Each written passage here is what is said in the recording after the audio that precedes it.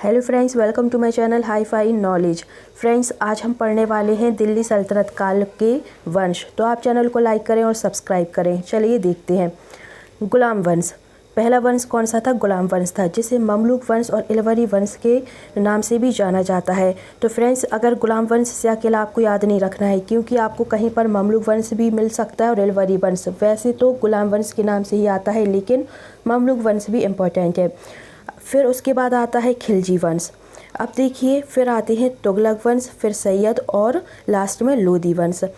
तो जो गुलाम वंश थे तो वो कब से कब तक रहता है? 1206 से 1210 तक रहता है। फिर आता है खिलजी वंश, जो कि 1290 से 1320 तक रहता है। फिर नेक्स्ट देखिए तुगलक वंश, जो कि 1320 से 1414 तक रहता है। फिर आता है सैयद वंश, जो कि 1414 से 1451 तक रहता है। और लास्ट में आता है लोदी वंश, जो कि 1451 से 1526 तक रहता है। और फ्रेंड्स, ये क्वेश्चन ऐसे पूछे जाते हैं कि पहला कौन सा वंश था दिल्ली सल्तनत का? तो आपको याद रखना है कि गुलाम वंश। और ऐसा भी पूछा जाता है कि तुगलक वंश के पहले कौन सा आया था, सैयद वंश के पहले कौन सा आया था, या लोदी वंश के पहले कौन सा आया था। और आपसे बाद वाला भी पूछ लिया जा सकता है कि खिलजी वंश के बाद क्या आया था, तो तुगलक वंश आया था। और जो ये भी पॉइंट आप याद रखिएगा कि जो सर्वाधिक अवधि तक शासन करने वाला राजवंश था वो था तुगलक वंश था, जिसने सबसे ज़्यादा समय तक शासन किया था। और जो सैयद मतलब खिलजी वंश था तो उसने सबसे कम समय तक शासन किया था। और फ्रेंड्स, जो इनके संस्थापक होते हैं, जैसे कि गुलाम वंश के संस्थापक कौन है, ये क्वेश्चन भी बहुत बार आया हुआ है एग्जाम में, सुपर इम्पोर्टेंट है। तब मैं आपको पढ़ाऊंगी तो मैं एक एक के आपके लिए संस्थापक का नाम बताऊंगी। तो आपको ये डेट भी याद रखना है क्योंकि एग्ज़ाम में ऐसा क्वेश्चन आया हुआ है कि गुलाम वंश कब से कब तक रहता है, तो 1206 से 1210 तक रहता है। फ्रेंड्स, इसकी डेट सबसे ज़्यादा बार पूछी गई है गुलाम वंश की। और ममलूक वंश और इलवरी वंश भी आपके लिए भूलना नहीं है। अब देखिए, नेक्स्ट देखते हैं। अब आता है अपना गुलाम वंश। पहला वंश क्या था? गुलाम वंश। तो देखिए, जो गुलाम वंश था उसके संस्थापक थे कुतुबुद्दीन ऐबक, जो कि 1206 से 1210 तक रहे थे, मतलब 4 साल रहे थे। अब इनकी उपाधि क्या है? जो कि लाख बख्श, हातिम और कुरान खां। हातिम सेकंड मतलब हातिम द्वितीय। तो देखिए फ्रेंड्स, जो इनकी उपाधि है ये भी एग्जाम में आई हुई है। लाख बख्श किसकी उपाधि है? तो जो कि कुतुबुद्दीन ऐबक की है। अब पहला क्वेश्चन आपका यहीं पर बन जाता है कि इन उपाधि लाख बख्श किसकी है, और हातिम भी पूछी जा सकती है और कुरान खां भी, जो कि कुतुबुद्दीन ऐबक की है। और संस्थापक पूछ लिया जाता है कि संस्थापक कौन है, तो वो है कुतुबुद्दीन, और टाइम पीरियड भी पूछा जाता है। अब देखिए, गुलाम वंश का संस्थापक थे कौन थे? कुतुबुद्दीन ऐबक। तो आपका फर्स्ट क्वेश्चन यही हो गया कि गुलाम वंश के संस्थापक थे कुतुबुद्दीन ऐबक। अब देखिए, जो कुतुबुद्दीन ऐबक थे वो गौरी के गुलाम थे। तो आपको ये याद रखना है, गौरी के गुलाम मतलब गौरी के जो गुलाम थे, तो उसका मतलब क्या हो गया? गुलाम मतलब ये नहीं हो गया कि उनसे मतलब कोई छोटे छोटे काम करवाए जाते थे, ऐसा नहीं है। गुलाम का मतलब ये है कि मान लीजिए उनसे युद्ध संबंधी कार्य कराए जा रहे हैं, तो ये होता है गुलाम। लेकिन ये ऐसा नहीं है कि कोई छोटे निम्न स्तर के काम कराए जा रहे हैं। जो गुलाम होते हैं, और गौरी मान लीजिए जैसे कि गौरी का गुलाम थे कुतुबुद्दीन ऐबक, तो ये मतलब एक राज दरबारी के रूप में इन्हें रखते थे।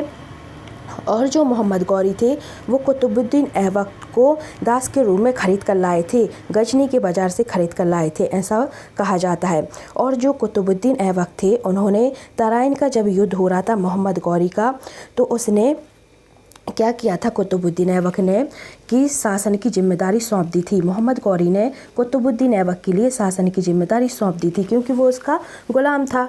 अब देखिए, ऐबक का अर्थ क्या होता है? चंद्रमा का देवता होता है। फ्रेंड्स, अब देखिए नेक्स्ट पॉइंट क्या आता है कि आपसे ऐसा पूछ लिया जा सकता है कि कुतुबुद्दीन जो था वो किस जनजाति का था, तो तुर्क जनजाति का था। अब ये क्वेश्चन बहुत बार आता है कि अपने आप को सिपह सलार की उपाधि किसने दी थी? जो कि कुतुबुद्दीन ऐबक ने दी थी। फ्रेंड्स, मैं पॉइंट बनाकर पढ़ा रही हूँ, तो आप सीधा सीधा पॉइंट से याद रखिएगा। फिर आपको इसके बाद कुतुबुद्दीन ऐबक के बारे में कुछ भी पढ़ने की ज़रूरत नहीं है, क्योंकि क्वेश्चन यहीं से आते हैं। सिपह सलार की उपाधि, फ्रेंड्स इसे आप याद रखिएगा, ये इम्पोर्टेंट है। इसने सुल्तान की उपाधि धारण नहीं की थी। ये क्वेश्चन बहुत बार पूछा गया है कि कौन सा ऐसा शासक रहा है जिसने सुल्तान की उपाधि धारण नहीं की है, तो वो है कुतुबुद्दीन ऐबक। और फ्रेंड्स जो कि सैयद वंश के संस्थापक के खिज़र खां, उन्होंने भी ये सुल्तान की उपाधि धारण नहीं की है। तो केवल 2 लोग होते हैं, तो कौन कौन से हैं? एक कुतुबुद्दीन ऐबक है और एक है खिज़र खां। तो दोनों के नाम आपको याद रखना है। फिर जो राजधानी थी, तो कुतुबुद्दीन ऐबक ने अपनी राजधानी किसे बनाया था? कुतुबुद्दीन ऐबक ने अपनी राजधानी लाहौर को बनाया था। ये एग्ज़ाम में पूछा गया है। अब नेक्स्ट देखिए, गुलाम वंश को, ये देखिए मैंने स्टार्टिंग में ही आपके लिए बताया था कि गुलाम वंश को किस नाम से जाना जाता है? ममलूक वंश। फ्रेंड्स ये वंश लिखा हुआ है, तो ममलूक वंश के नाम से जाना जाता है, इलवरी वंश के नाम से भी जाना जाता है और दास वंश के नाम से भी जाना जाता है। और गुलाम वंश को दास नाम से क्यों जाना जाता है? क्योंकि जो कुतुबुद्दीन ऐबक थे, तो मैंने बताया ये गौरी के दास थे। और जो इल्तुतमिश होते हैं, इल्तुतमिश भी दास थे। और फिर तो इसलिए इसे यहाँ पर 3 प्रमुख दास हुए थे। तो पहला मैंने आपको बताया कि कुतुबुद्दीन ऐबक भी दास थे और फिर इल्तुतमिश भी दास थे और जो बलबन थे वो भी दास थे। तो इसलिए इस वंश को दास वंश के नाम से जाना जाता है, क्योंकि 3 प्रमुख दास थे। अब देखिए, कुतुबुद्दीन ने इंद्रप्रस्थ को अपना सैनिक मुख्यालय बनाया था। तो क्वेश्चन आता है कि सैनिक मुख्यालय क्या बनाया था? तो इंद्रप्रस्थ को अपना सैनिक मुख्यालय बनाया था और यह गौरी का दास था।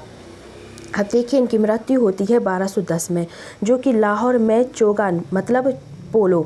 तो फ्रेंड्स चौगान से ही आता है, तो आप पोलो याद रखिएगा, लेकिन चौगान से ही याद रखिएगा। तो चौगान खेलते समय घोड़े से गिरकर कुतुबुद्दीन ऐबक की मृत्यु हो जाती है। और इनका जो मकबरा है वो कहाँ पर है? लाहौर में है।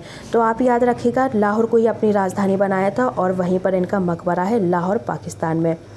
अब देखिए नेक्स्ट, कुतुबुद्दीन ऐबक के निर्माण कार्य। तो इनका पहला निर्माण कार्य क्या है? कुव्वतुल इस्लाम मस्जिद, जो कि दिल्ली में है। तो पहला क्वेश्चन यहीं से पूछा जाता है कि कुतुबुद्दीन ऐबक ने जो मस्जिद बनवाई थी, कुव्वतुल इस्लाम मस्जिद, वो कहाँ पर है? जो कि दिल्ली में स्थित है और भारत में निर्मित ये पहली मस्जिद है।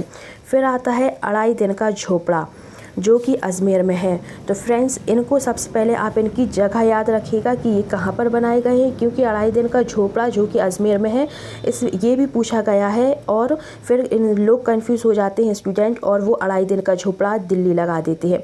तो दिल्ली में नहीं है, ये अजमेर में है। और कुतुब मीनार, ये बहुत सुपर इम्पोर्टेंट क्वेश्चन है फ्रेंड्स। कुतुब मीनार बहुत बार पूछा गया है, जो कि दिल्ली में है। सबसे पहले आपको यही याद रखना है।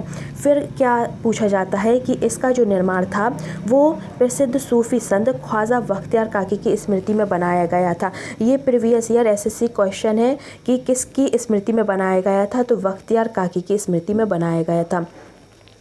फिर ये भी पूछा जाता है कि जो कुतुब मीनार था उसका निर्माण किसने प्रारंभ किया था? तो निर्माण को प्रारंभ तो ऐबक ने किया था, और जो उसकी मंजिल थी, पहली मंजिल, वो किसने बनवाई थी? ऐबक ने बनवाई थी। फिर क्या होता है कि ऐबक ने इसका कार्य आरंभ तो किया था, लेकिन वो इसका काम को पूरा नहीं करवा पाए थे, क्योंकि उनकी मृत्यु हो गई थी। फिर जो इल्तुतमिश थे, तो उन्होंने इसका कुतुब मीनार का पूरा काम करवाया था। और ये 5 मंजिला इमारत है। तो ये भी याद रखिएगा, ये कितनी मंजिला इमारत है? जो कि 5 मंजिला इमारत है। फिर इल्तुतमिश काम पूरा करवाते हैं और फिर फिरोज शाह तुगलक भी तोड़ फोड़ को सही करवाते हैं। और ये सबसे ऊंची मीनार है। ये भी क्वेश्चन आता है, सबसे ऊंची मीनार कौन सी है? तो वो कुतुब मीनार है। और प्रथम मंजिल का निर्माण किसने कराया था? कुतुबुद्दीन ने कराया था। अब कुतुबुद्दीन ऐबक के शासन खत्म होने के बाद आराम शाह को दिल्ली सल्तनत का शासक बनाया गया था। और जब फिर इनकी मृत्यु के बाद आराम शाह को बनाया जाता है, तो इनके बारे में कोई इतना खास नहीं है इम्पोर्टेंट। फिर जो आराम शाह होते हैं, उनकी मृत्यु इल्तुतमिश करवा देते हैं और फिर दिल्ली सल्तनत का शासक कौन बन जाता है? इल्तुतमिश बन जाता है। तो फ्रेंड्स नेक्स्ट वीडियो में अपन इल्तुतमिश के बारे में पढ़ेंगे, क्योंकि आराम शाह के बारे में कुछ नहीं है, बस वो आते हैं थोड़े टाइम के लिए ही और फिर इल्तुतमिश उनकी मृत्यु करवा देते हैं। फिर इल्तुतमिश के बारे में अपन पढ़ेंगे। उम्मीद है फ्रेंड्स आपको वीडियो पसंद आई होगी। आपको वीडियो पसंद आए तो आप वीडियो को लाइक करें, सब्सक्राइब करें और अपने फ्रेंड्स के साथ शेयर करें। Thank you.